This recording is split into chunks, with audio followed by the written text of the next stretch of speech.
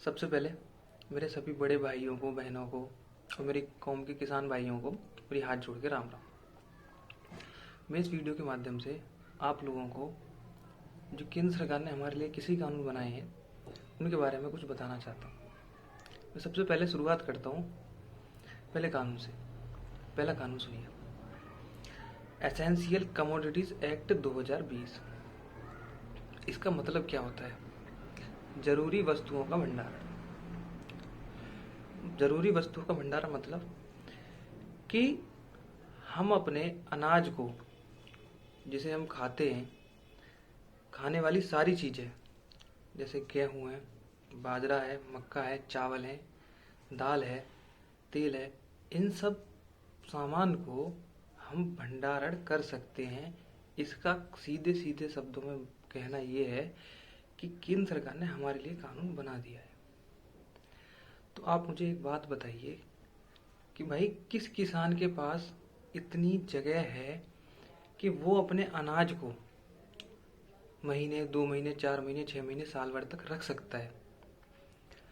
मेरे हिसाब से तो किसी किसान के पास इतनी बड़ी मात्रा में पर्याप्त जगह नहीं है। मान सकता हूँ 1-8% के लोगों के पास हो, ऐसा हो सकता है हो, लेकिन ज़्यादातर किसानों के पास इतनी जगह नहीं है कि वो अपना अनाज 1 साल, 2 साल, 3 साल, 4 साल तक या महीने, 2 महीने में, 4 महीने रख सके।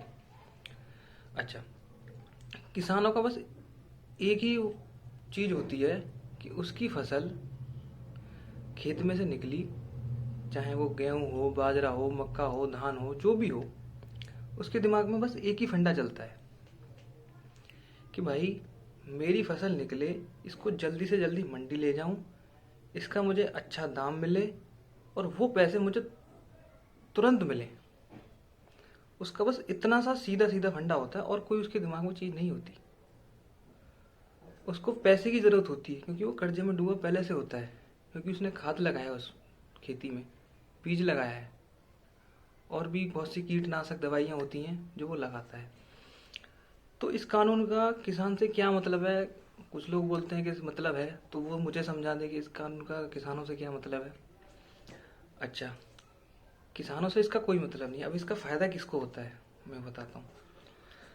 इसका फ़ायदा सीधे सीधे उद्योगपतियों को, बड़े बड़े व्यापारियों को, जिनके पास बड़े बड़े गोदाम हैं, जिनके पास बहुत बड़े बड़े गोदाम हैं, जो इन चीज़ों का भंडारण कर सकते हैं।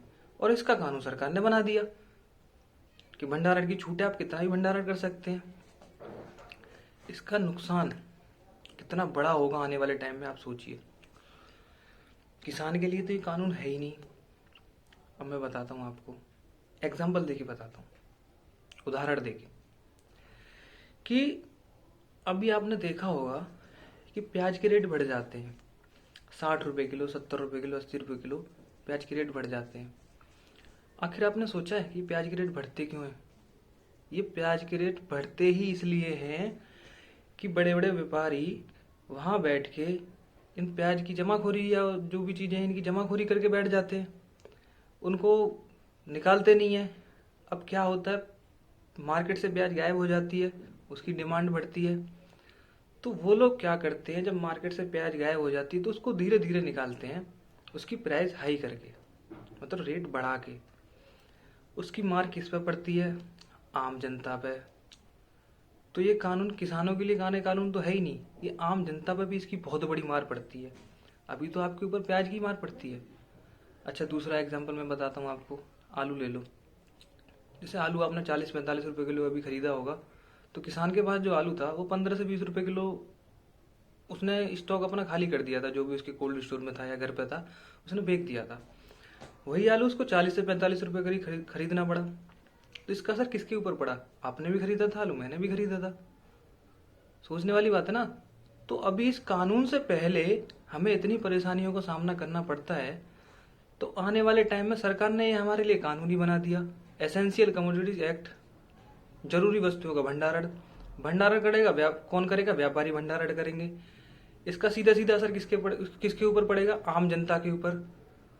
तो आपकी समझ में आ गया होगा कि ये कानून मैंने इस वीडियो के माध्यम से आपको समझाने की कोशिश करी है। मुझे लगता है ज़्यादातर लोगों की समझ में आ गया होगा। तो मेरी हाथ जोड़ के सभी को राम राम, धन्यवाद। मैं दूसरी वीडियो में आपके लिए दूसरा कानून, तीसरा कानून, MSP, APMC सबको समझाऊंगा एक एक करके। धन्यवाद। जय जवान जय किसान।